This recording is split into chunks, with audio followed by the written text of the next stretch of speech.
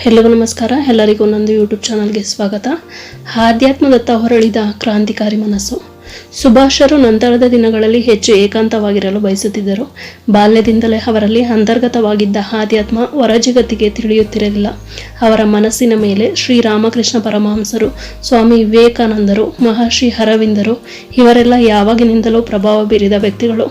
ತಮ್ಮ ವೈಯಕ್ತಿಕ ಜೀವನದ ಬಗ್ಗೆ, ಅವರ ಭಾವನೆಗಳ ಬಗ್ಗೆ ಯಾರೊಂದಿಗೂ ಚರ್ಚಿಸುತ್ತಿರಲಿಲ್ಲ. 1940ರ ಡಿಸೆಂಬರ್ನಿಂದಲೇ ಸುಭಾಷರು ಗಡ್ಡ ಮೀಸೆ ತೆಗೆಯದೆ ಸಾಧುಗಳಂತೆ ಕಾಣಿಸಿಕೊಳ್ಳುತ್ತಿದ್ದರು. ಭಗವದ್ಗೀತೆಗಳಂತಹ ಪಾರಾಯಣ ಗ್ರಂಥಗಳನ್ನು ಜೊತೆಗೆ ಇಟ್ಟುಕೊಂಡಿರುತ್ತಿದ್ದರು.